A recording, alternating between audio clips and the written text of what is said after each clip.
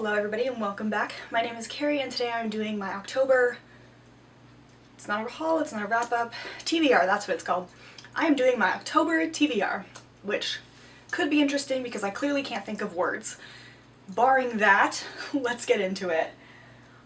I am being apparently very overly ambitious this month, which ever since July I have just been way too ambitious with how many books I want to read, but I'm gonna tell you all the books I want to read, most of them, and we're gonna see how this goes. Somebody might want to send help though. Like really, honestly, somebody please send help. So the first one is Jules Verne. Not this entire behemoth of a book, mind you, just more of Jules Verne. I've read 20,000 Leagues Under the Sea, and this is a bind-up of 7 of his novels, including 20,000 Leagues. Since I loved that book, I think it's about time for me to read another of his novels. I don't know which one yet, so I'm just gonna pick one and read it. Next we have The Strange Case of the Alchemist's Daughter and European Travels for the Monstrous Gentlewoman by Theodora Goss. These are books 1 and 2 of a series. I bought this one without realizing that it was a series, and this is the second one. And then I had to go and buy this one, which I mentioned in my September haul. So these books follow Mary Jekyll and Justine Frankenstein, etc., those kind of women. And in the first one, it's, I think, all of them finding each other, and then in the second one of them gets kidnapped and they have to save her.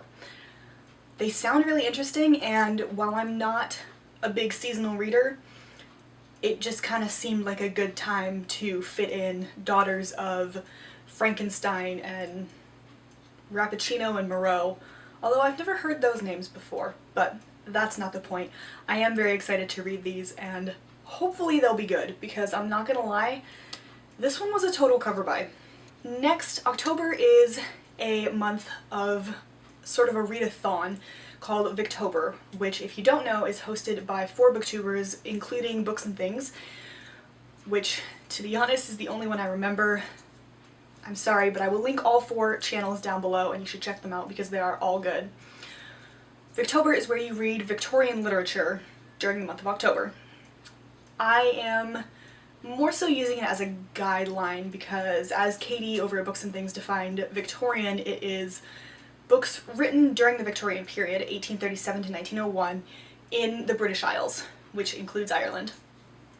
I am kind of including Jules Verne in that. Technically he's French, so he doesn't count in their definition of Victorian, but he did publish during that time.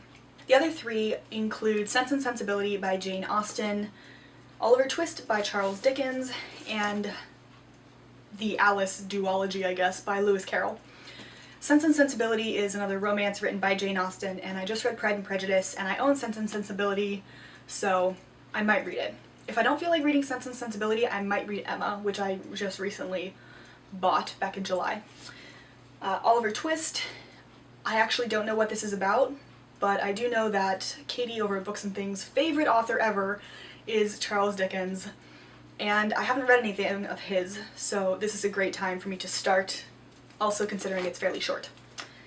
And then there is Alice in Wonderland and Through the Looking Glass, which is obviously about Alice going to Wonderland, and there's mushrooms and funny caterpillars and giant flowers that sing.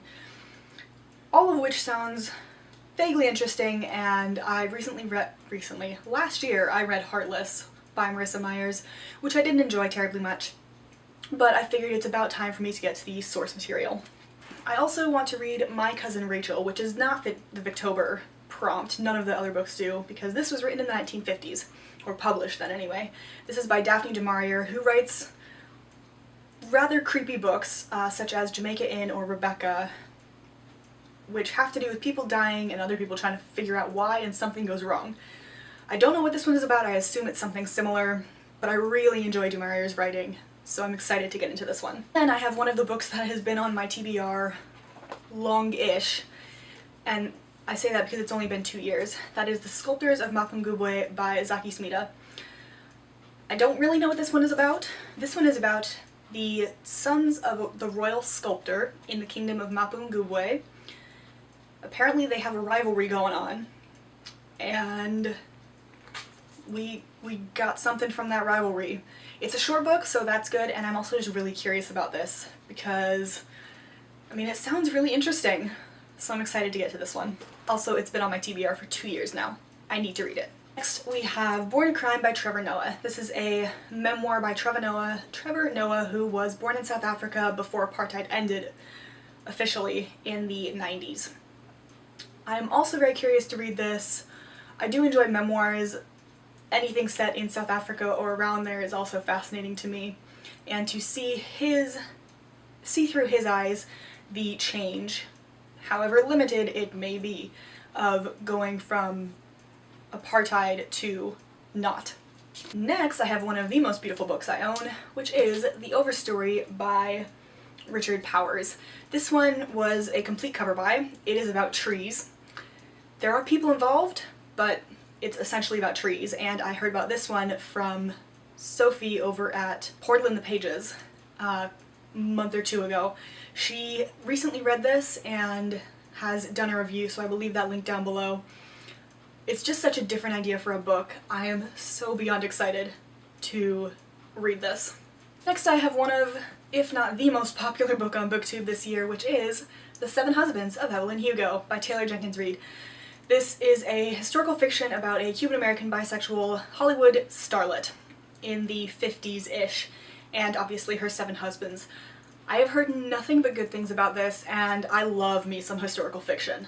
Love it. So this is right up my alley, and I've been staring at this book for about 2 months now. I should get to it.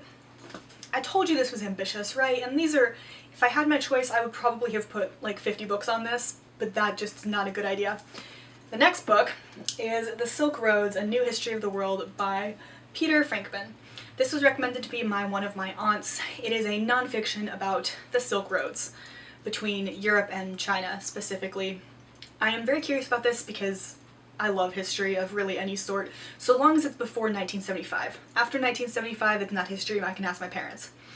But I am very curious to see what he says about this and how the Silk Roads have changed since the time of Marco Polo in the 13th century. And speaking of which, Marco Polo and the Silk Roads, that is, I also want to read The Travels of Marco Polo.